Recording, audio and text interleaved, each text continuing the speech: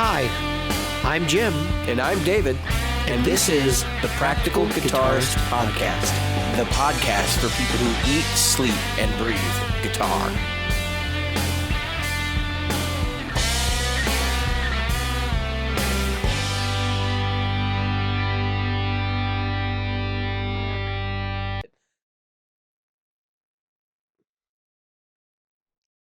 Good evening, Jim. Good evening, David. I'm not trying to be self-important or anything. Just deep voice, Deep very voice. very close to a Are we microphone. doing deep Very voice close, tonight? yeah, very close to a microphone. This is as deep as it gets, folks. Like I have a really whiny kind of nasal. This is my ASMR, AMSR. I don't even know how to say it. Amser. Asthma. My Asthma. asthma. I'm having an asthma I attack. guess it's better than Asperger's. I don't The know. Cartman, the Eric Cartman Asperger's. All right. Lots of stuff going on. We had our interview with RNA Music last week, so we didn't get to talk about a lot of the topical stuff. Thanks to Ryan and Angela. I'm going to let Jim run most of this episode tonight, but I did want to bring up one thing, and I'm not sure if it's on his list, so I'm gonna go first with it. And that is the Reverb controversy. So Oh, yeah. everybody's upset. About a week and a half ago or 2 weeks ago, everybody got the email for Reverb that says we're hiking our rates to an extra percent or whatever, percent and a half, 5%. I think it's 5% now. It was 3.5. If you do a Reverb sale process, of course, that's an extra, like I think it's like a 2% or something. But anyway, I saw somebody post today. They said basically it's like 8.5% to do a transaction if you do everything through Reverb. So to break it down, it's still cheaper than eBay. Because I know that people say, well, eBay's at 3.5%, but the problem with eBay at 3.5% is you don't get the shipping label decrease that you get from Reverb. You can get a shipping label through eBay, but it's not going to be as decreased as through Reverb. You don't get, you get like your PayPal fees are going to be more through Mhm. eBay than Reverb. So when you're all said and done over at eBay, it's like, I think it's like 11% or 10.5. It's still slightly more. And I think Reverb sort of knew that. Like they couldn't, because Reverb obviously is owned by Etsy now. I think they have some people there that really understand e-commerce, and they're like, we really can't attempt to be better than eBay in terms of the service we offer, which I don't know if you've realized this, but like eBay is an aging platform and it kind of sucks. I hate their user interface. I hate shopping on there. I hate how it's a coin toss in terms of who they're going to side with in a dispute. There's a lot of things about eBay that I am not a fan of. And I've had bad eBay transactions we talked about on the show. I want to preface that and say the only bad eBay transactions I've ever had, which there's not many of them, have been while the show was going on. So, Reverb, I've never had a bad experience dealing with somebody over there. I know people have had bad experiences with dealing people on Reverb. Um, I I think this price hike is not aimed at kicking everybody in the nuts. I think the assumption a lot of people are making is that this is done to cash in because Etsy bought them and it couldn't come at a worse time because of COVID-19. And I would actually argue the other way around. I would say that this is happening because of COVID-19, because Reverb has to raise the price hikes because there's more transactions going through. I saw something like a 14% increase in e-commerce in the first quarter of 2020 is what I'm being told. Now remember, the first quarter includes January and February, where people are still doing brick and mortar purchases, right? So just March and April was a 14% increase, which puts us on track for like a 30% increase in the second quarter, which Yeah, means it that is. Reverb's feeling it, right? They And definitely. as both of us being in the back end of companies and myself in the government, where we do software and server management, deployment, and such, um, that means more work. That means a lot more on the back end, more people, because you cannot automate all this stuff. As much as people think that a lot of stuff is automated on the back end of servers, whether you're hardening them, deploying software, testing software, developing software. These are all things I do, by the way. Um, those kind of things, there's a reason that it costs money to do that and that those people are paid well. It's hard work, as far as long, um, strenuous, people are always on your back. "What's wrong with this software? How come when I click here, it doesn't work? How come when I move 2 pixels over, it does?" I mean, it's Well, I think HW Tone Junkie had an interesting slant on this, and he did a video. Okay, so he's done 2 videos. He did one, it was up for, like, 6 hours, and basically, they took 3 nails and 2 sticks, and they put him up there, and they hammered him through his hands and feet, because he was coming out kind of in support of Reverb on this, and he was basically saying, and this is the perspective I wanna put on this, because, like, I certainly understand the mom and pop frustration too, but he was basically saying, "Look, for mom and pops who in the first quarter of this year did not have a website to actually conduct sales through, which is a significant portion of mom and pop shops in the United States, Reverb became their platform." yeah. Okay. And so for these stores, they're only gonna Essentially, it was their stay franchise. they're only gonna stay alive so long as they can continue to participate in that 14 to 30% growth. And Right. so they're all scrambling right now to figure this out, which means that Absolutely. I think Reverb also may want to make some improvements to the platform to support mom and pops.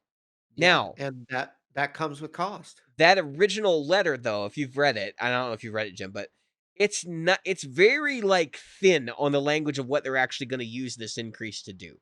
But they talk about marketing, they talk about support, which is support's what we had discerned, and we know support's expensive, um, but from the marketing perspective, it's like, the hell do you have to? What are you going to market on Reverb? Like, Reverb. Oh, okay, so if I go to Google right now and I type in Gibson Les Paul Standard, Reverb is going to come up as one of the places where I can go get one, and it's going to be in the top 3. It's usually Sweetwater first for me, and then Guitar Center and Reverb, right? Um, and so when you put that in perspective, like, you're in the top 3 search results for retailers in the United States. You're not even a retailer. How can you be You're a upset?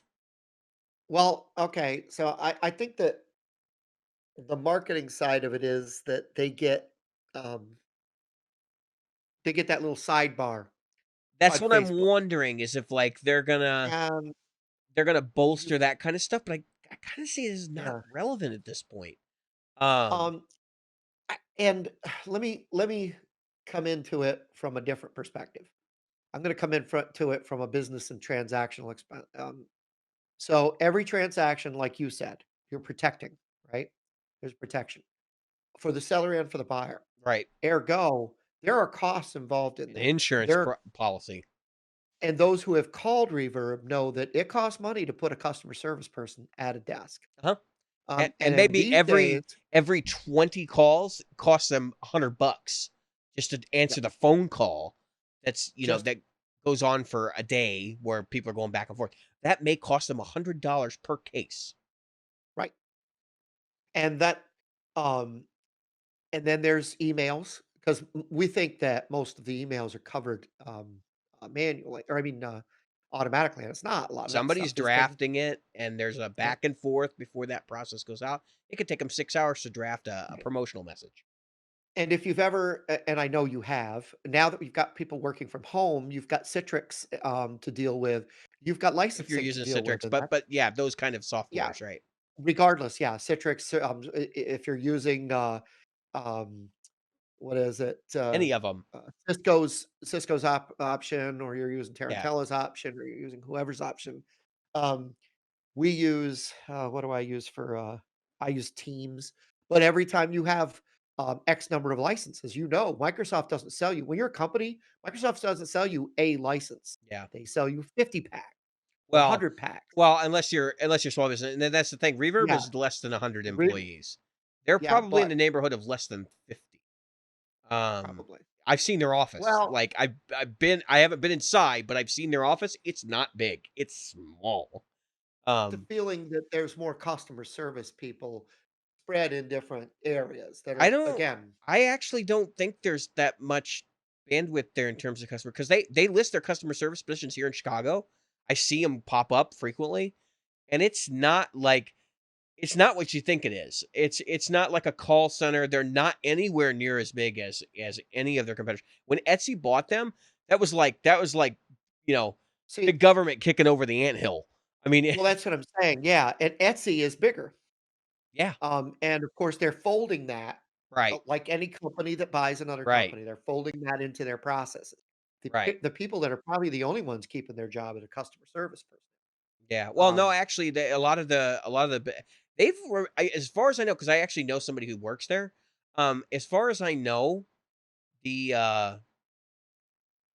I mean, they've left it largely intact, which is pretty surprising, but I think it's like it's not broke and because Etsy sort of knows like their model is yeah, not perfect, they're kind of trying to learn from it right now. I do but if suspect they in the very near future we're going to see some changes, but right now yeah, well, they're Etsy might change towards, but either way, what I'm saying is it's a bigger company, bigger ownership, right.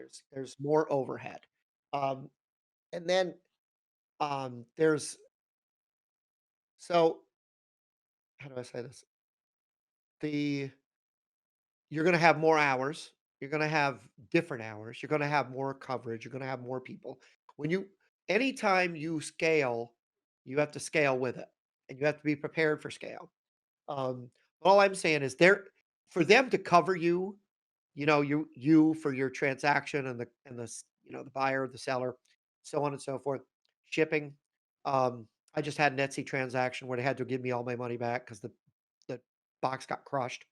Um, that process, that whole thing took 4 days, 5 days, because I had to get shipped back, and then they had Right, to see, right. "Yep, it is destroyed." They saw the pictures and said, "Yeah, we're gonna do it."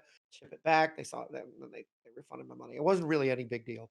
But the fact is that I'm getting at is here that's gotta come from somebody's pocket. Now, if they're insuring it through a third-party insurance company, which is a possibility, then they're still on the hook for that insurance, the cost of that insurance, whatever that is. So you've still got things that scale up. And when you're adding, like you said, that was your point in the beginning, when you're adding sales, you're adding scale to that need, whatever that need is. So I, the marketing side of it, I don't know. I don't know what they're doing. Remember, we don't do a lot of B2B. We don't see a lot of B2B marketing. And that's a thing that Robert Jackson does. Um, so he does B2B music industry stuff Yeah, now. well, I So mean, I probably know more than you think I do about it, but that's because I come from a background of doing consulting and stuff and working with other companies that are all business to business. Like you couldn't do business unless you had an account kind of companies. And I mean, I know some of the distribution companies like Music Corp and all the other ones that are behind the scenes that distribute the products and all that. And like, that's fine. I I don't think Reverb, and we had this conversation offline about, Reverb potentially becoming a retailer like Sweetwater or something like that. I really no, don't think that's ever going to be an intention for them. They want to be a service platform. There's good money in being a service platform. Like eBay's made a killing at it over the years. I suspect that they're really actually wanting to help mom and pops through this because I think there's still sort of a grassroots mentality. I don't think their corporate overlords have like tightened the reins yet, and they may be looking at this as like the last way to save the industry. Um, like a personal crusade kind of thing because they're a small company and they have that kind of leadership over there. It's weird. It's like the cult type thing they talk about like Google and places like that, where it's not really just the dollar that's running everything; it's the magnetic personalities that are leading it too. Um, which the guy who owns Chicago Music Exchange, I think, has since sold CME, or he sold. That's right, he sold Reverb right to Etsy. Um, and he was like kind of cult leader-ish in the way that he approached things. He's a cool guy apparently, but I don't know a whole lot about him, but I've heard that, he's very like charismatic and magnetic. So it is what it is. We don't only history will tell us what happens here. I think for the mom and pops I've talked to who are like, this is a real kick in the nuts. Um Most of them are already established in some way with like another platform like Shopify or Wix or somebody like that where they can do sales transactions. Um, and they're kind of like, well, I don't pay those kinds of fees over there. So why would I want to continue to use Reverb? And the other problem I have with it, and this is a note for Reverb, I actually reached out to them directly. I sent them an email and I said, hey, I got some suggestions for you. Why don't you make it so you can actually search your zip code on your website? Because the crap about like Yeah. you if you don't know this, there is a way for you to search your local town. So you can Ugh. go on Reverb and you can use in colon, I think it's in colon, and then the name of your Yeah. city. Yeah, I have to use a little bit of code. But if your city has two like a space in it, then it gets funky. And if your city matches somebody else's city, like Glendale is a place in California, and I live in Glendale Heights, so that makes things a little bit dicier. They really need to add the option if they're trying to rescue local businesses of saying, all right, find me stores within 8 miles of my location that do in-store pickup and what items they have so I can buy online. If they really want to do that, that's what they need to do. Um, I just don't see them making any major changes to their UI. I mean, honestly, Reverb hasn't changed their UI much in the last 2 years. They added Reverb LPs. Remember that when they went to the records? They started selling Well, records through Reverb. Trogley, his he had a whole episode on how they have changed some of the stuff. When you go into the page, look at an item, the way it's laid out has been Sure, modified and sure, what they're but I'm saying the um, basic functionality that they're offering, other than the layout changes and maybe some minor things underneath the item listing page, yeah, they've changed that stuff. I just don't think they've changed the search engine much.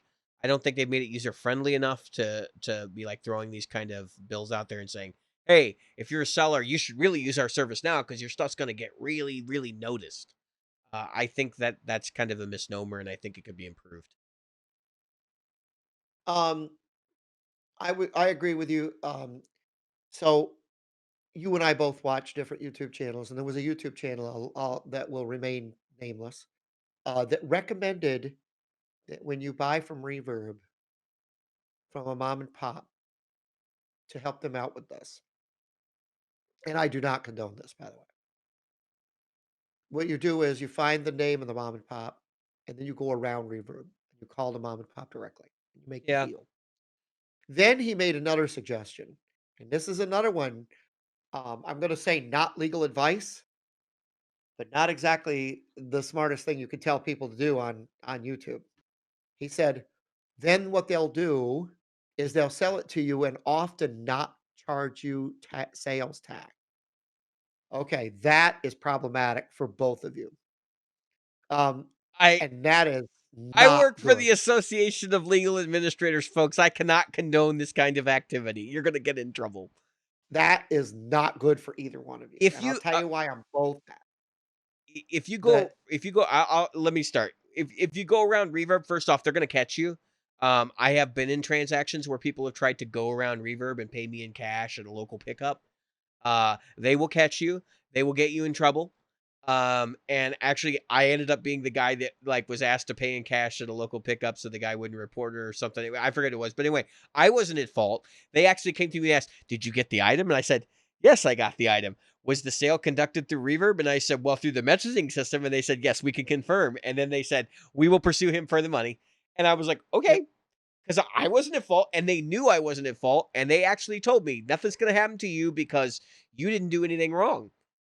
He did. So, And and the other side of it is if you don't get charged sales tax these days, there's a reason at the end of your taxes it says, "Have you purchased anything and you didn't pay sales tax on it?" And if you say no and you lie about it, it used to be not a big deal, but now these online transactions, they are very real and they we have can a be minimum traced. in this state. We don't even Yeah. have so, like, you can't even lie about it because you have to pay a minimum amount regardless. They know you're Yeah. conducting online transactions. If you don't, you're gonna pay the minimum. So, Otherwise, they come after you. yeah, so it's just not a good idea to first of all, skirting around Reverb. If this is my thing, if You a have no mom and pop protection. wants to use Reverb, yeah, you're not protected. You are not protected. Now, maybe the mom and pops Um, on the up and up, but I've seen some mom and pops that operate pretty shady operations, so be very right, careful with that. right, and we're definitely not telling you that you shouldn't go to R&A Music No, no, in no, no, no. Texas. No, no, no. That's not what we're telling you. We're not telling you shouldn't contact them directly. But if you find something on Reverb, then that's the direction you should go. Um, and I just how do I say this? It is a possibility that those are the kinds of things that are the other reason that Reverb has to increase its prices. Because guess what? They're the ones that are hosting the servers, that are hosting the pictures. Everybody thinks that this shit's free. No, Okay. they're It is paying an not Amazon free. Web Services bill. That ain't free. Somebody's paying AWS, which is very expensive in the Especially when you tens wanna of shop at 2 o'clock in the morning and not actually buy anything. yeah. I mean, these are in the tens and tens and hundreds of thousands of dollars, depending on I'm sure that theirs is in the tens, but for web services per month. Yeah, Those fees come from somewhere. sure. And, it's surprising that Facebook hasn't introduced something. If you want to do it that way, then put it on Facebook and say willing to ship, and Facebook will then open it to the world, and you can do that. Yeah. Um, so if we're when we're done with our friends at Etsy slash Reverb, I want to talk about Facebook Marketplace. Yeah, go for it. I'm done. Yeah, I'm definitely done. So so I bought this guy on Facebook Marketplace, as everybody knows. Yeah, the I flying V2 for our audience that Yep, only my listens. V2. The ones that Yeah, only for the listen. listeners, the V2 that's behind It's my the head. one with the ugly Dutch carve. Yes, the looks like a cutting board when you flip it over. Is that Dutch carve or Eh, German carve? I think it's a German carve. I'm eh, Dutch, so I always, yeah, I'm I think it's partial. I think it's German, but, you could be correct on the Dutch side of things. So, let's talk about some Facebook Marketplace faux pas. You got a These are couple? in I've got a couple, and, You need to so send me those images after this show's over. We're gonna splice them in. yep. So, oh my god. Oh, they said something went down. I've been having trouble with Facebook Marketplace recently. That's not a surprise. What actually works at Facebook properly 100% of the time? I I see plenty of stuff that I don't agree with on Facebook 20 or 100% of the time. For some reason, I've got Facebook really Marketplace has been comfortable with broken. this is not a political comment. I want to make this very clear. I've become very comfortable with the snooze button on Facebook, and I have no problem snoozing you at a moment's notice. So don't feel I'll bad if it happens. It could happen. I'll tell you, it does happen. Oh, great. My freaking 9 a.m. conference call just told me that I have to be on it. How many hours ahead of time was that? Yeah, Dude, something we went did a wrong. full system upgrade with a like 36-hour notice. And we were not ready to go. I was So watching Teams chats on Sunday. my first faux pas in Facebook Marketplace is don't don't talk about how you don't like your amp, and then because you like another type of amp, or you route another and then say, I want you to trade me straight up for this amp. So in this week's Facebook faux pas, we've got a WTT, want to trade. I imagine that means what it means. Fender Tone Master Deluxe Reverb 65. Oh, you So it's sent me the this one. yep. Uh 65 reissue deluxe reverb. All right. It says free. I hate it when people put free because it's like, oh, free. Ah. Now that means And then I don't know how much I want you to pay me. I bought a tone. This is what I love. I bought a Fender Tone Master Deluxe Reverb a few months ago, and I love it. It sounds great. Okay. Why are you Why are selling you it? selling it? I It's super lightweight. The built-in attenuator is awesome. Okay. But I miss having tubes. So if anyone has a 65 reissue deluxe reverb in the same condition and want to trade, then hit me up. Here's the problem you've got with that, folks. I knew buying my Fender, there it is, my Fender Tonemaster, I was not gonna get the same resale value used as a twin that mine's a twin, that, I would get if I was selling a tube used. I knew that You going know into it. what though? Like Jim, I actually think you might actually be in that ballpark of being able to trade yours straight up for the tube amp version. Yeah, Because but twins, that's their value plummets like a rock. But the yeah, deluxe, the de that's another the de question. because deluxe is not a twin and it's not 90 pounds, well, or 85 pounds. Right. And so, here's what's killing me. This guy wants he says so many great things, and he says, "But I miss having tubes." In other words, So does everybody. So does everybody. Every time I play this thing, I go, "I could play this Marshall, and it sounds so much better." But this you way it's really think 33 pounds. the tone I haven't heard the Tone Master yet because we've been on lockdown. But you I really can think tell you this. Here's the thing about the Tone Master that they don't tell you. This is not in the brochure. The Tone Master sounds great when it's at the when it's not turned down, okay? When you let the attenuator up, okay, and you turn and you play with the thing called the volume knob, which is I know nobody knows what that is. Then it sounds good. okay, You you attenuate that because I was playing it at the house and I was like, "Oh, man, a tone sucks." And I was using my little, pedal board that I'm using for open mics, and I was like, "Oh, man, this thing's got no life at all. What a buzzkill piece of crap." And because so you're not pushing the speakers, Jim. Has nothing to do with yeah, tone or tubes versus no, solid state. It's just no, volume and pushing the speakers. That's all that that's right. is. The speaker isn't doing any of the work. It's just the tone circuit. It, So it's I've always likened to the speakers having saturation. It's a right. certain point you push enough volume through them, and they do like this thing that the speaker kind of opens up, right? And that's the problem with the Mesa Boogie that's underneath the kitty blanket back there. When I play that head at apartment friendly levels, because that's what I live in a condo over glorified apartment. It I cannot turn it up loud enough to get the speaker to saturate and to get the power amp to actually it sounds like it's like running on a quarter of a tube or something. It's weird. But it's just neutered. There's nothing to it. I Um, can tell you right now, when I play the Marshall, if I don't have it in 40-watt mode, I don't like it. yeah, and that's I because you have to like to have it. push the speaker, right? Well, there's other parts of that too. You may not like it in pentode mode, which that's basically what there's a triode pentode switch on that Yeah, thing. triode mode is the, smaller version mode. Right. Right. Yeah. And the same thing on this guy. So like that's not gonna so what it does it affects the tone of the amp more than it actually affects the volume level. People are like, Right. oh, it's gonna cut my volume in half. No, really what it does is it makes it so that your power amp compresses faster. And if Yep. you like an amp with a lot of headroom, that's not what you want. That's not what you want. I actually prefer amps with quite a bit of headroom, which is something I'm Yeah. finding. So, but yeah, this whole like Facebook Marketplace ad is just hilarious to me. Like, hey, I bought this amp because it was the flavor of the month, and it was like $100 cheaper than the real deal, and now I decided I'd rather have the real deal. Like somebody Yeah. take this turd because it's obviously not what I want.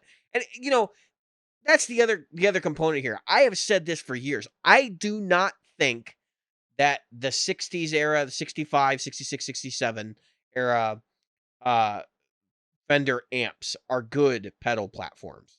Um, in my estimation, and to give you a perspective where I'm coming from, I'm Jimi Hendrix School of Music, right?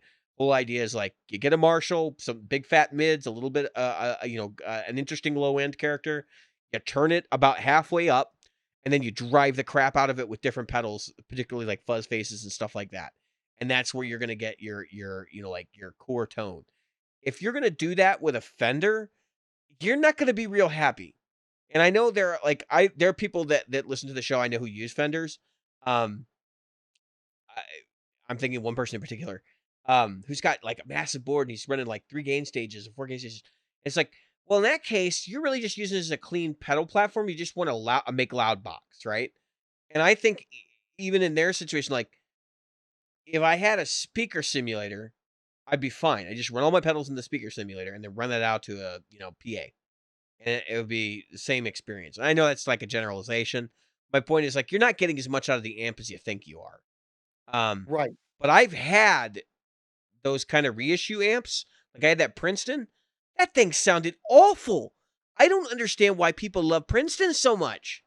Um, because it was a really harsh treble characteristics. And I think we talked about on the show. I said there was something going on in the super high frequency range. I know enough about frequencies now. I've been doing a lot of mixing and stuff lately. It would have been around 3K. There was something like in the area that really messes with people's ear. 3K, 5K, maybe something, between 5 and 6K that was like a really what do you want to call it? Like screechy kind of sound when you'd run, and I was running basic drive pedals through it, tube screamers, a clone, and then like my ethos, and it just didn't sound good. So I sold it. I don't miss it. Actually, the guy that owns it is probably listening to this show.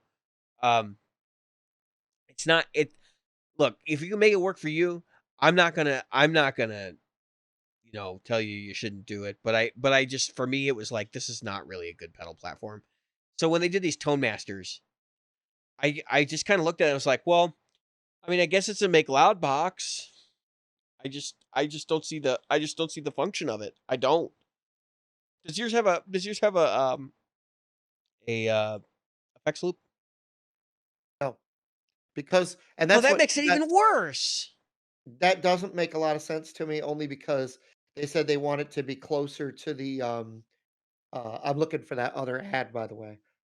They wanted it to be closer to the original, so, they, uh, they went to, where they don't have an effects loop because the originals don't have effects loop, and I'm like, "But the originals don't have an attenuator or a USB out either," or not a USB out, but a DI out, so who cares if you put an effects loop in 'em? They really probably should have put an effects loop on it just because. I'm willing to bet you that there will be one after I bought mine because I bought mine early, that there will be an effects loop in them. That's What? what's gonna happen. Oh yeah, there's going to be a Tone Master 2. And I Yep. wouldn't be surprised if the Tone Master 2 doesn't have a bigger range, like an 18 It'll watt have a Princeton, USB out, it'll have, self-loadable, these are the IRs. 3 things. Yep.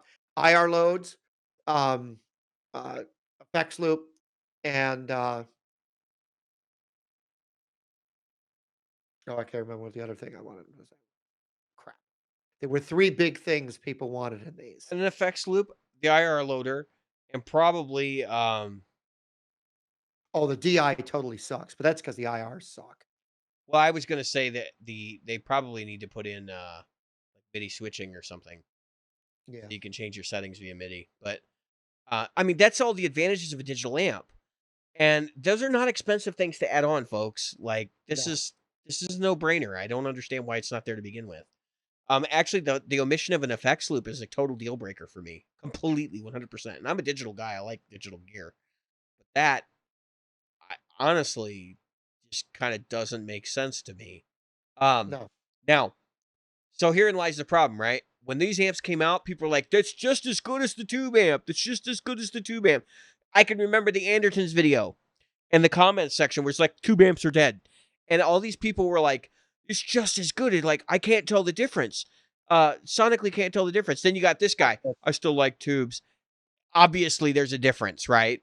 He's not I blowing smoke. I don't think. I think I'm that's. gonna I I'm gonna tell the truth. Every time I heard the tube and the tone master side by side, I could tell the difference just like that. I could t every time that, Anderton and Pete Honore tried to say, "I can't hear the difference," I was like, "Oh, bullsh I can tell the difference right here in my cell phone." I'm not even listening to it with my I computer could yet. hear the difference, but I here's the reality. but It was not a difference that was going to be present in a band mix. right, and I'm gonna say this, and this is probably the more this is the one that's gonna piss a lot of people off.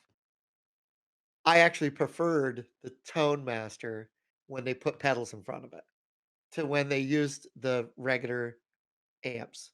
I actually liked the Tonemaster better. It handled the pedals better, and I thought that the clean tones were crisper, brighter, and easier to hear in a mix. if that's what you're going for.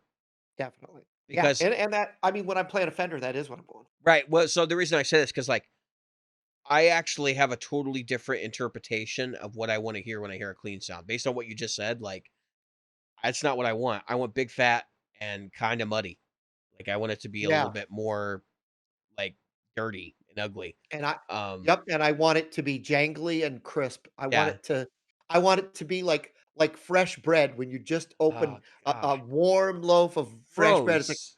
"Ah, it's Ah, so good. yeasty and terrible as Oh, Jim drinks a beer it on is the podcast. so good." What? Drinking a beer on the podcast? No way, I We wouldn't do don't that. allow anything like that here. Um, yeah, that's a lie. Um, I have there is a drunkisode. It has never seen the light of air, but there is a No. drunkisode. Yep. um, anyway, Jim, I don't I'm not gonna fault you for buying the Tone Master. Like, I don't think there's anything wrong with doing that. I think there's definitely like a class of people, and I'm not saying that there's like bad people or anything like that. I think there's a class of people where that amp works well in their environment. Now, me, I have the Kemper, right? And so I find myself, I'm looking at an amp and I'm like, I wonder if there's profiles of that. And this happened to me this week. So I had a moment. I recorded this video, and maybe I'll splice it in here, hopefully, or just a little sample of it, and it can play in the background or whatever we're talking about this. Um, and it's using the Tone Junkie Purple Plexi profile pack, which I paid full price for. Well, I paid the discounted price when it came out, whatever he gave out as a discount. Because it's worth $1,000,000. The list price on it is $1,000,000, and That's then funny. and then That it's is and funny. then it's marked down to $70, and then he had a sale, so I got it for like 30. Um, so anyway, I paid $30 for it. Honestly, like we had HW on the show. I haven't been thrilled with all his profiles. I think I grilled him and I gave him a really hard time when he's on the show. And it just like making him reveal that the BE 100 that he did was done with the Ox, which was like I don't think he was trying to hide that secret, but it was like kind of a revelation to me. He's like, yeah, see, I knew it. I knew something was wrong with him. And I'll tell you, I come across amps frequently that like or profiles frequently, not just from him, from other people who are like, I kind of like the sound of this, but it's not good enough, right? The Purple Plexi is legit. Honestly, I really think this is the best Plexi profiles that I've seen yet. And that's saying a lot because before I was into train wrecks, that's what I was after. To the point where the Purple Plexi is so damn good that I'm not really all that worried about a train wreck at this point. My whole focus shifted in the other direction. Like, I need to find a Plexi that I really like. And so my thought process was, do I get a Marshall? Do I get Germino? Do I get, and so I started looking, and actually me and Jeff Yeziadeki were having a conversation about it. He says, you should, look at this brand and look at this brand. And he's like Fargan Miniplex and all these different amps. And like, what I'm finding is that Plexis are really expensive, even if they're like handmade copies. And what's hilarious to me is instead of them going through all this process, I'm like, I probably should just buy a Bogner. Because I'm like, the Bogner Ecstasy is basically like a super modified Plexi anyway. And it has the blue channel, which has Plexi mode on it, and it sounds great. I think I've played one at some point along the path, but I don't remember it well enough to be like, yeah, that's the amp I want. And it was probably at a time in my development as a musician that I probably wasn't really sure what I wanted. I looked on Sweetwater the other night just to see what they were going for, because I knew they were expensive, right? So the Bogner Ecstasy is $3,700. Oh, Okay. yeah. That's why people buy the pedal. Oh, it's even better, Jim. They make a 35-watt head now, Oh, really? and it's only $2,000. There you go. There's a big smile on my face, 'cause I feel like I hear sleigh bells somewhere. Yeah. I'm hoping that Oh. the credit card fairy will appear and grant me 3 wishes and pay off my debt so that I can start to accumulate wealth and maybe buy one of these bad boys. But then Yeah. so I got thinking, I can't try one. It's COVID-19. What can I do? Obviously, I can get profiles of it, right? Um, so I started digging around. I look on YouTube for profile reads just so I can hear some sounds before I commit to like what brand I want to buy. It's not an amp that HW is going to do, right? Like this is not really in his wheelhouse. And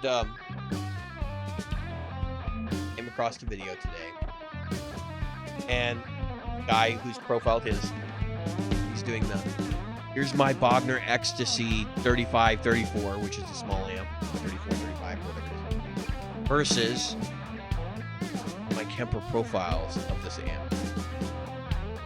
Now, let me start off by saying I don't think he actually profiled this amp. I think he has profiles from, oh no, I think he did say he profiled, I take it back. Then what he proceeds to do really boils my blood. So he takes the Kemper and he profiles. And then he says, I'm going to play the profiles back to back. Now, he profiles it through an aux box. And this is why this is relevant to the tone junkie thing too. He profiles it through an aux box using a V30 loaded cab, kind of basically like what the cab from the actual amps. And I am thinking that the Kemper, when it sends a signal to the aux box, gets some weird interpolation results. Yeah. And doesn't know what to do because it's a very different representation to what I've heard with my own ears, profiling my own amp using a microphone, cable, and that sort of rig, like nothing else basically in between, just microphone, cable, profile. And so this is why this is relevant at this point, because he says, all right, yeah, so they're not close. So now we're going to refine the profiles, which means he's going to use the refine process in the Kemper. And he actually basically lays out how he does it. He says, all the knobs are at noon, then we're going to profile the amp, and then we're going to play it with knobs. We're going to play the real amp versus the Kemper amp.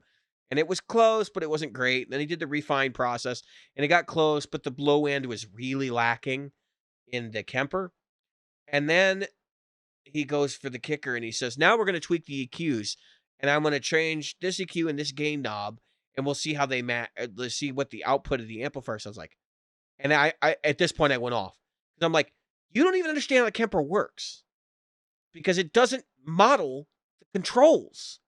It's a snapshot that you have post amp EQ on, like at a board that you can manipulate. You're not gonna have the same result twisting that bass knob as you do on your amp. Like the fundamentals of your test are flawed. And then he goes on to say, well, it really doesn't match it at all. And like, it's a cool tool. I'm going to keep it, but I still prefer the real amp, And I'm like, yeah, okay. I get it. You should prefer the real amp. Everyone expects you to prefer the real amp. But then don't stack the deck against yourself and show everybody like, oh, this Kemper doesn't sound anything like the real amp because I'm going to do stupid stuff that isn't what it's designed to do. Well, that's like when people are comparing the Tonemaster to the real thing, and then they don't have it on 85 watts or 22 watts, depending on which amp it is. Yeah. And then they're not pushing the amp the same way. They're not pushing the speakers, well, the speakers the same way. They're not doing things the same way. I mean, when I turn this thing to 85 watts, this thing in the house, let me tell you something. It is ear splitting. Well, that's It what I is said, Jim. hard.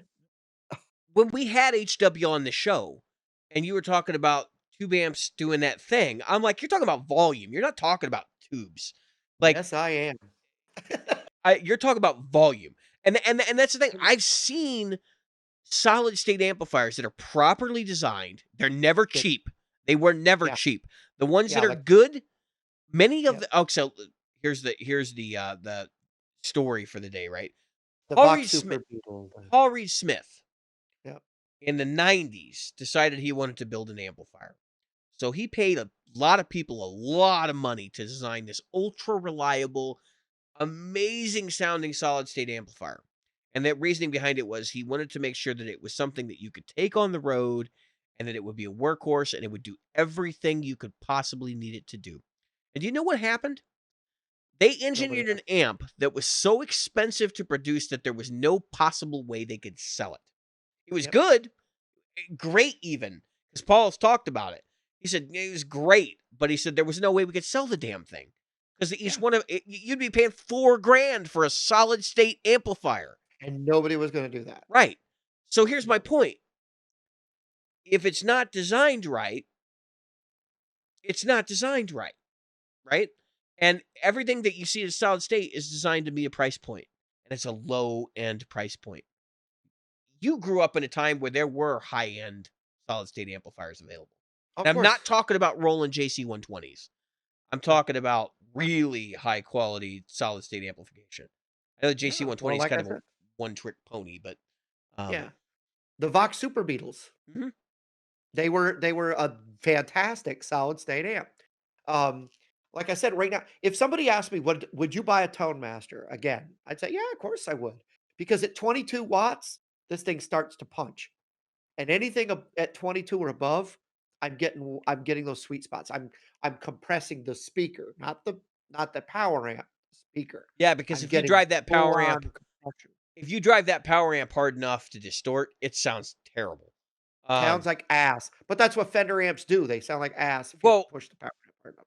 I would venture a guess that Well, that has a power amp that you really actually can't hit it hard enough to distort it. Like it has a yeah, super overpowered ice power supply or power amp that then clips off the top level, in the Class D section so that it won't. Because Class D distorts, you'll know. yep, It's the most yeah. unpleasing thing you've ever It heard. does not sound good, and so you don't want that. But I'll tell you right now, so I played this, at, a show, and I wish somebody would have recorded Godzilla because I used the big muff you gave me. Um, Yeah, good that was the choice. only pedal going in, Only one and needed. it sounded great. It was the Les Paul through, the big muff. That was the only pedal turned on into the front end of channel 1 on the reverb side of the twin reverb, and it sounded amazing.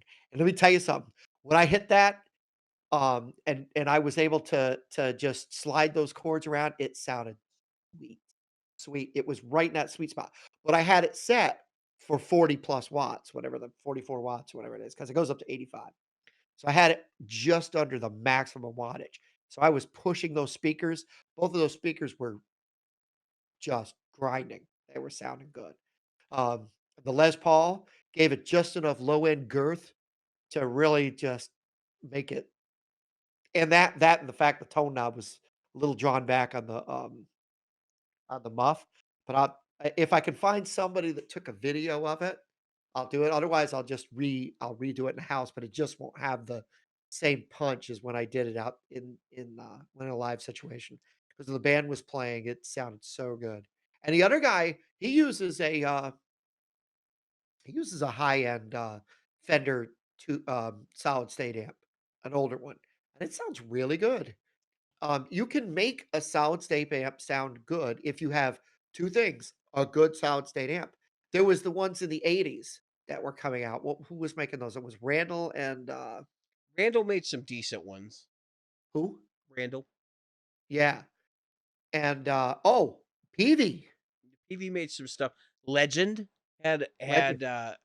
they were kind of like a little brand, but when you have people who actually use them on stage and in studio, like Billy Gibbons, obviously there's something going on there, and you can still find those. They're actually bargains. I've seen them for as low as $400. Yeah, But they have a really good sound for a solid state amplifier. I think the problem with solid state amps, and really part of the reason why they get a horrible reputation, is right. because of things like the Marshall MG series, and also because when you turn one of those amps up, um, they didn't limit the output to like the edge of distortion. They kind of wanted it to act like a real tube amp where it would like distort at a higher, and when a solid state amp distorts, it's unpleasant. They would have been Yep, better off building a preamp circuit that emulates power tube distortion and right. then just use it as a linear volume and cut it off before, distortion sets in from the transistors. Yep. Um, I think PVs make some decent ones. I always thought they were shrill sounding when I was younger, but I think that's more or less because I thought everything was shrill sounding, mostly because I sucked. Um, and then you don't want to hear the sound of yourself. I had a PV Rage, and I know that like there's a lot of love for those amplifiers, and they're little 8-watt things, but Correct Um, me if I'm wrong, wasn't Leonard Skinner using PV, solid state amps? I don't think they were solid state. No, I think they were like Check. butchers and that kind of stuff, like the Mace, PV Mace or That's a whatever. possibility. You know what, PV is not everybody's cup of tea either, for sure. Um, so that's like its own. That's really its own comment. Yeah, And PV Mace and a PV Deuce. yeah, and that's not a surprise. I mean, that For kind of some reason, I thought those were solid state. no, there. Most of the PV output of the '80s was tube. They probably had some solid state stuff in the '80s, but they didn't really like take off with their good designs until trans tube, and that was a result of John Brown, who was the guy that designed the 5150. He was like a genius, and he was a actual like electronics engineer, which is another whole conversation. Reinhold Bogner is a guy. I think he actually is an electronics engineer, but he grew up like a mad scientist, building tube amps and stuff out of garbage, pretty much. And that's how a lot of these guys start.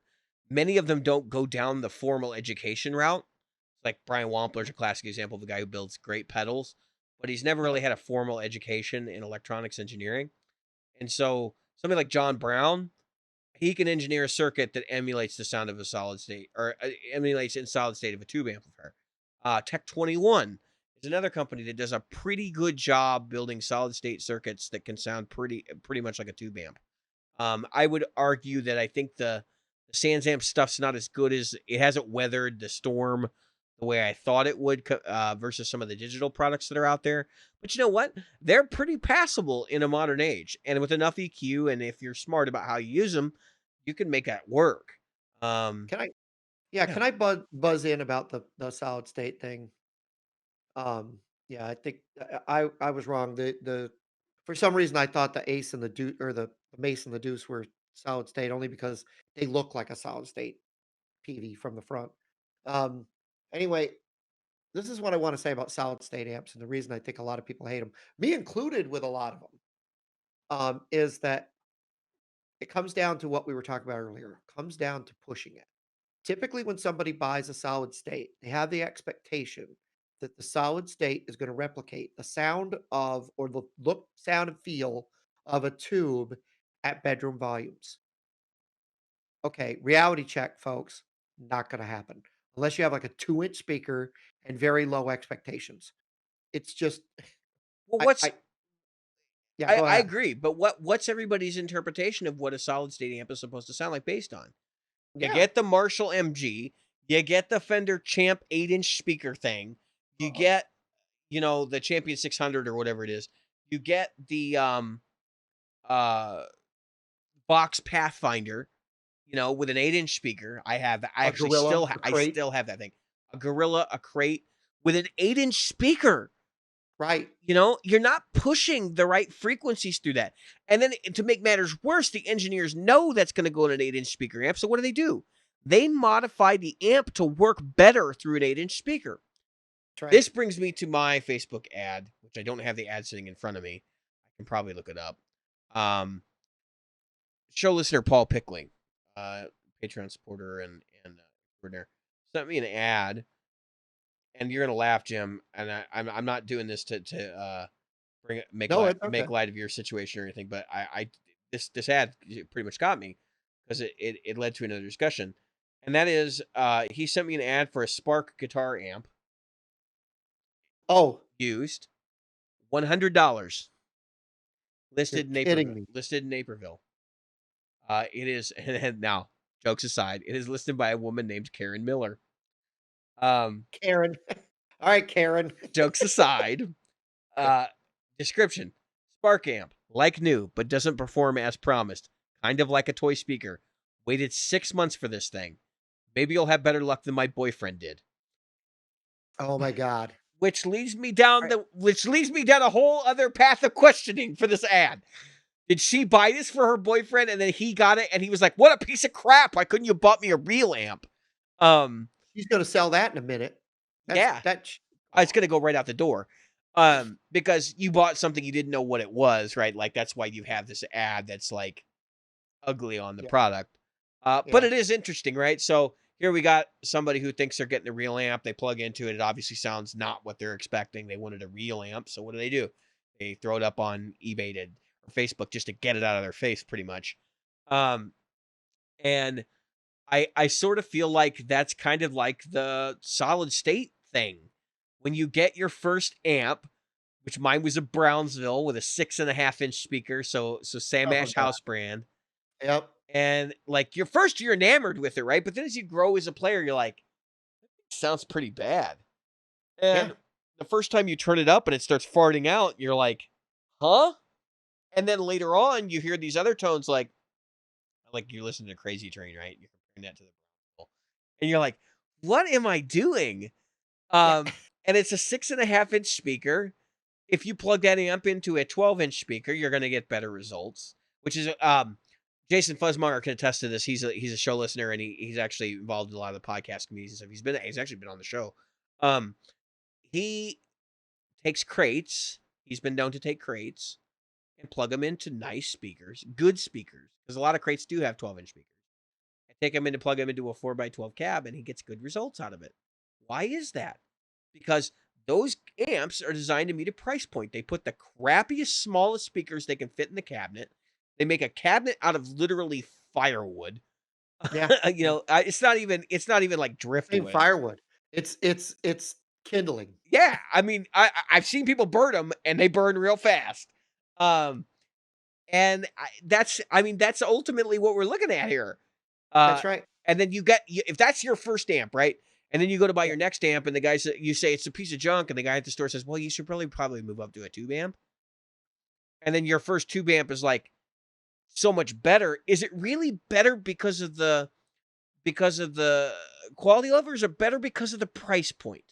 And that's the question I ask you. Is it better because of the price point?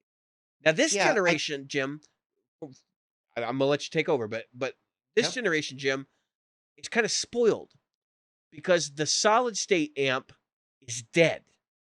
I said it. It's my controversial statement of the episode, and I might actually make that the title. The solid state amp is dead. It is. We have digital amps now. Yes, they use a solid state power amp, but the fact is, you can do a lot more with an amp that's digital and cheap. I Alright, so, as you know, I ordered a Spark. I don't have it yet. It's supposed to it should ship next week, is what they say. Here, hang on. That's what they Let told me get my me. calendar and a dart. Yeah. Have you got a Magic 8 Ball? Will your it ship it? Oh, maybe. Um, but, so am I gonna marry a tall, handsome man? Anyway, Signs so point to yes. signs point to yes, it's a possibility. So, the the thing is that, uh what I was saying is that there's another YouTube channel, again, that same channel I was referred to earlier, who said, "Oh yeah, if I'd have got a Spark, I would have never bought the Katana." He said, "I love the Katana, but if I'd have bought a Spark, I would have never bought the Katana."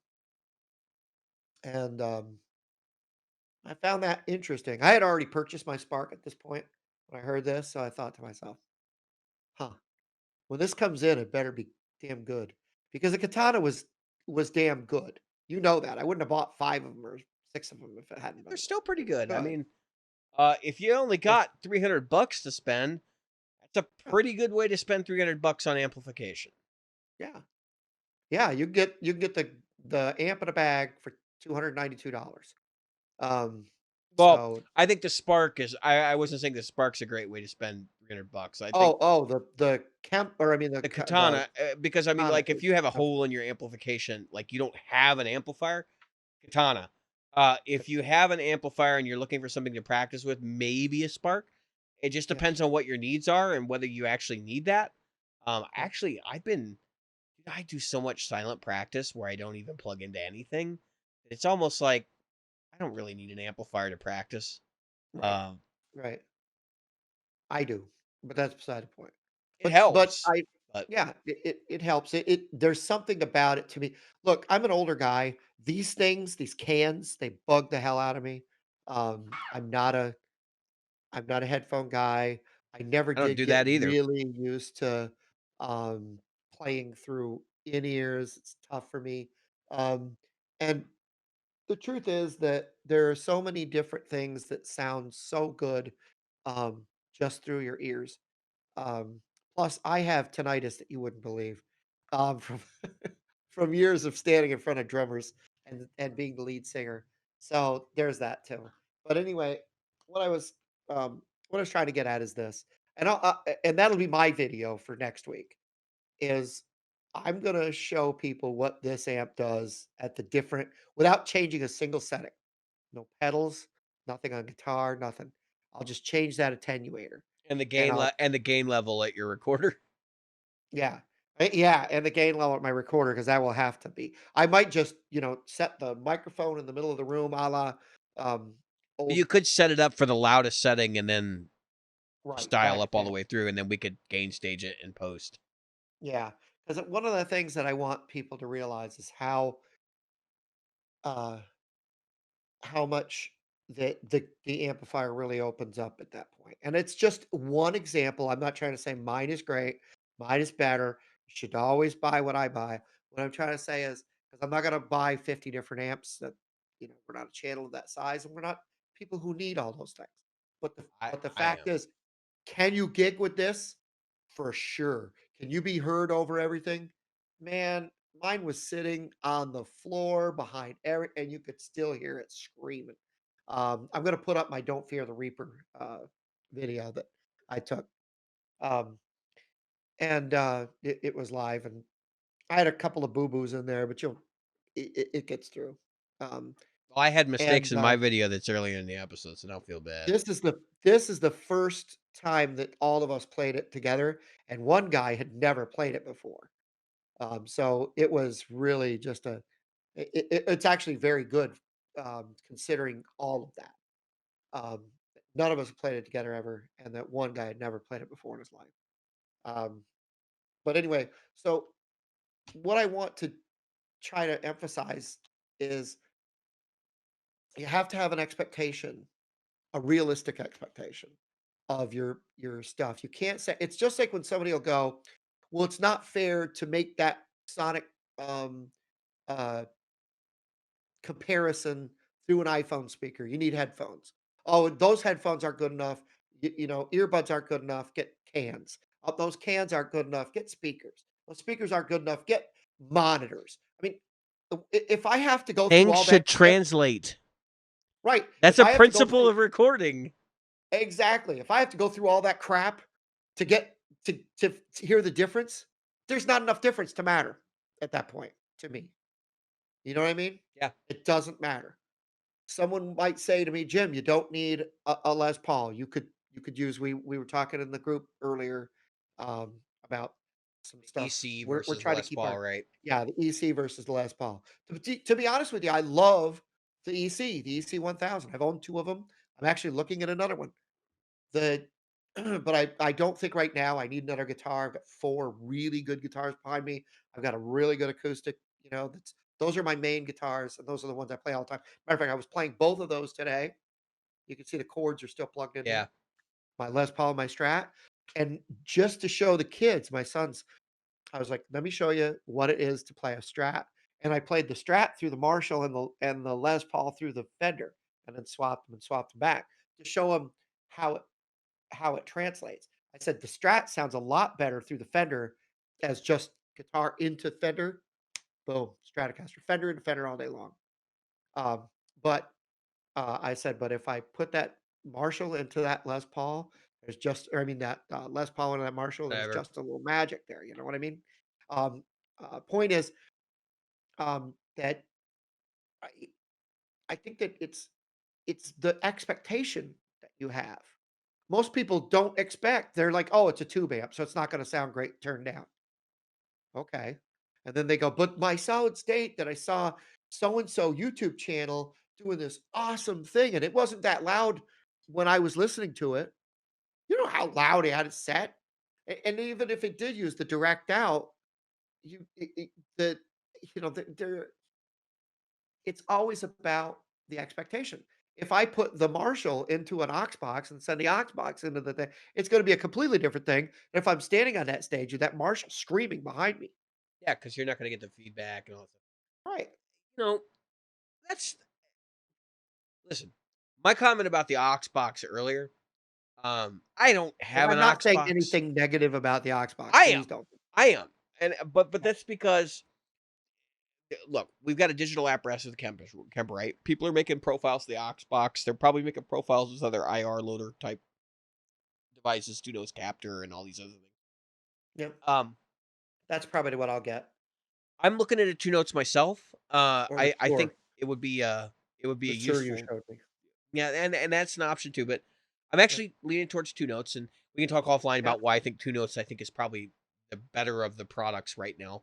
Um, mhm, there are some things I don't like about it, but somebody I know who's very against walled gardens has been playing around with two note stuff, and they're like, yeah, actually, I think two notes is pretty good. So I'm kind of coming around on that. But now you're here's talking about the captor or the torpedo? You're talking about the torpedo, both. right? Both the Captor Okay, and the Torpedo. Like, I'm looking at the two notes line of products. I think the okay, Captor is a good product as well. Anyway, um, just kind of going back through this conversation, like with the Kemper, you're running a test signal and you're running it through something that's going to filter and modify that test signal using digital signal processing, DSP. And then it's yeah, going to send out a non analog, it's going to be an analog converted digital signal, right? So what that means is it's not going to be the same. It's putting a microphone in front of an amp. It's going to be interpolated. Frequencies will be modified. There will be artifacts in that signal outside the realm of human hearing, and also artifacts in that signal that are inside the realm of human hearing that we don't notice because we're human, right? yeah. And that's clearly affecting people's ability to model some of this stuff in the Kemper. It's just an EQ curve. No, it's not. It's a saturation curve. It's all kinds of different stuff that's going on when they run that test signal.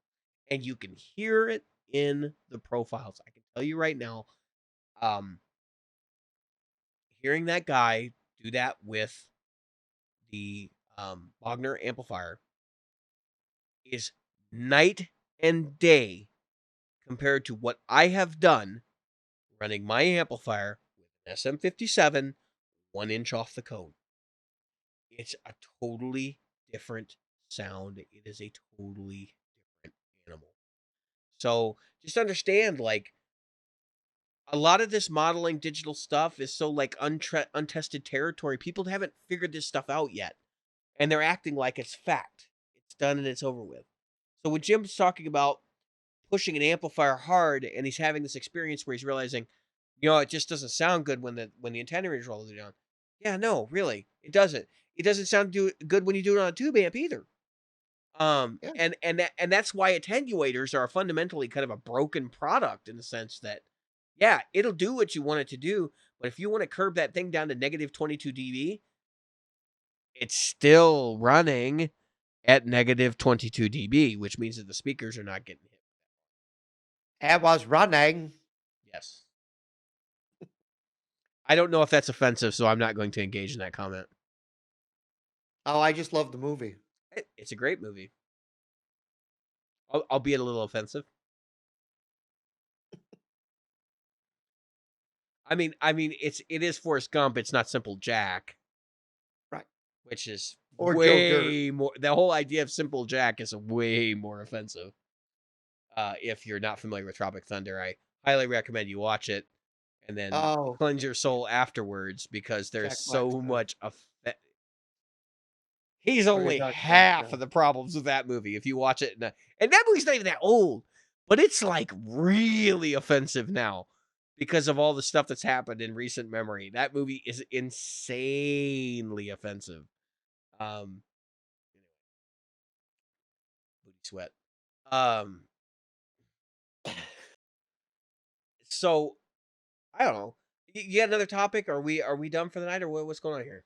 I think that's it. Like I said, when I was talking about the 2 notes, I know the torpedo captor is the Okay. captor is the torpedo, but I meant the studio one, the torpedo studio, or were you talking about the torpedo captor, which is just the little box that you put, Yeah, and so I that you can grab it and send it off to the I think the captor fits me a lot better. yeah, me And the too. captor is an attenuator. It's not just a Yeah. load box. Yep. I would like to use the captor to take profiles, but I'm terrified of that because I've heard Oxbox profiles. And I'm like, these are not correct. There is something going on, specifically in the low mids and in the upper echelon frequencies as well, which leads me to believe it's an artifact problem All right, that the can I say Oxbox something about introduces. Yeah. that's right. I wanna say something about that. So the objective of the and you're right. When you would do that, obviously you would then attenuate the speaker, right? Mhm, That's the so we're going right we that conversation took a full circle mhm. because what we've done is we've said, "Oh yeah, I'm gonna attenuate my speaker." Well, what's the fucking point? I don't have the output of my speaker as I would want the output of my speaker Right. in my Kemper. Then Right. then I just undone it. And Well, if I use the DI out, may as well just use exactly. the DI out. There's no reason to have a freaking in the first place because the Kemper has already it's you're not going to make a profile of what is effectively a profile. Great Scott! It's So like, yes, of so course. run the fucking speaker the way you wanna run the fucking speaker. Find yourself, get yourself a rehearsal room, for Go rent 20 a bucks or rehearsal 30 room, get all your right, settings in order, have them written down, go in there, do your profiles in 20 minutes, and walk out. that's right, and walk Um, out. You can rent a rehearsal space for an hour yeah, for for usually $100 about or oh, yeah, sometimes less. well, Yeah. not where I'm from. But At Guitar again, Center, we allow people to come in and run, stuff in the rehearsal rooms for I think it's $25 I how would they feel for a about me half hour. coming in and running a 100-watt amplifier or 400-watt amplifier at full volume They might for want you to do that a little bit later. yeah, It would be before or after, I would have to the talk to the manager and be like, kiddies "Hey, are I there. really wanna make some profiles of my amplifier, but in order for that to happen, I need 4 hours." And then I would be like, "Hey, can I rent that while I'm here?" You know, like that. Doesn't that make sense, right? You come in, you're like, "Hey, yeah, I'm gonna rent this," and then take your Kemper in there and like, Yeah, they're making money. they wouldn't care. You really think They the don't guys at care. Guitar Center would give a crap about No, that? The they guys don't at give 2 Diesel flying will. rats Did we ever poopies. talk about that? Yeah, diesel. We did. Okay. I didn't know if we talked about it on the show or if it was just a Facebook Yeah, group, but yeah, that's like disturbing to me is that they're going to try to copy protect the sound of an amplifier now. yeah, Um that's not gonna happen. I don't I they can detect it now, so let them detect it. Yeah, Let them kill their own business because what's going to end up happening is you're going to have a revolt of people who are like, "Dude, why are you putting circuitry in your amplifier to do this and charging me for it?" exactly, exactly. That's ridiculous. But, like I said, I mean, run the amp the way you like the amp. That's the reason I'm buying the captor. The unfortunate fact is, believe it or not, the captor, I can't that was the 3rd thing I said they need to add to uh, the Fender, Tone Master series. I almost said Tone Lab for some reason. What is a Box, Tone Lab? box. Yeah, the Tone Master series. The 3rd thing is speaker out. They need to allow for this. Then they don't even have to worry about integrating, uh, What kind of speaker a is in that DI. amp? There's 2 Jensen speakers that are supposedly, Are they special design Jensens? yeah, of course they are. Which leads me to believe they're not guitar speakers, Yeah. which I is don't why know, there's yeah. no speaker out on that amp. That's what I'm afraid of. Well, it makes me the reason that I'm afraid of that is because, yeah, yeah, that I don't need to say anything. But I can take the DI out and not emulate. Then I could take the DI out and push it to something like this Yeah, and that sounds and do hilarious the to me that you're emulation at talking the other about end. using it 2 notes for a Tonemaster. No, I would use this for that, Right. for the That's why I Marshall. said the 2 That's for notes makes sure. more sense for, like, a Marshall, Yeah, something like that. And actually, that would probably be so if I got the Bogner I'm looking at, the 30 if I play one and I like it and I decide to buy one, I would then have to get a 2 notes captor or something like that so that I could use it in a in another context.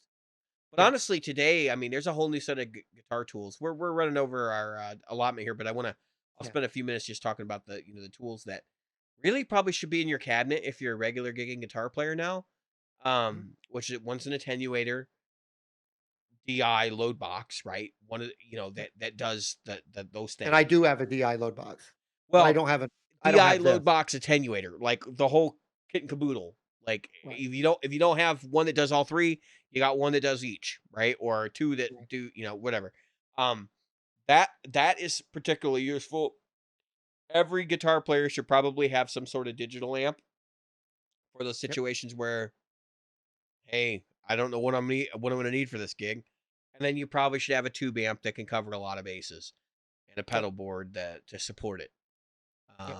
And I mean, like, that's a big expenditure and investment. Considering that your average guitar player that's playing out in clubs, like with regularly paying gigs, it's probably got $1,000 to $2,000 guitar at minimum, and a backup of probably similar value, and then so Yep. that's 2 grand, and then you've got your DI thing, which is like $500 to $1,000 Yep. depending on how many boxes you have and what they do, and then you've got your amplifier, which the average gigging guitar player is using a tube amp. It's probably got $1,000 wrapped up in an amplifier. I mean, you're Yep. talking 7 or 8 grand to be gigging for $20 a pop And or you forty didn't even bucks a mention the pop. pedals. You didn't even mention the pedal. Oh yeah, You I and I left that both out know intentionally. Yes, I left that out intentionally. I'm at like 1,200 on the one pedal board Yeah, of value. dude. If I had yeah, if I had paid full price for those, I'd be right around People $1,200. don't realize what this stuff costs. Like sometimes you got $1,500. to stop and you got to think to yourself, like, wow, this industry is really expensive, and it is.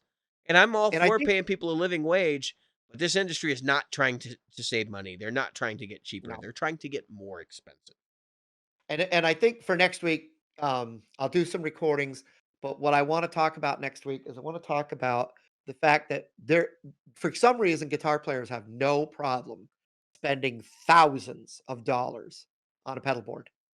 I mean, thousands. But they'll go cheap on the amp or they'll go cheap on the And then axe, they wonder but why their they'll pedals put don't sound that great. yeah, and then yeah, exactly. They're like, "Hey, how come these pedals suck? This Guy's doesn't got a sound anything guy's like got a yours." real Klon and he's plugged into like Hot Rod Deluxe, you know? It's like or a Fender Blues Junior. Yeah, Blues Junior. Oh, man. Or even worse, they're plugged into a Katana. Oh, I've Katanas are seen that not stuff great before pedals. too. And I've also heard that people talk Now about selling their Bogner Ecstasy to get a katana. We've talked about that. yeah, I've got $1,700 worth of pedals and a Katana. You Maybe you should definitely maybe you slipped should a switch. let's look at that ratio a bit. You want to be around 50-50, right? I mean, logically. Right. All right. I've I been have been Jim. David, and that's been Jim, and Yep. he said it too. And tonight we've been he saluted you guys, and tonight we've been practical guitarists.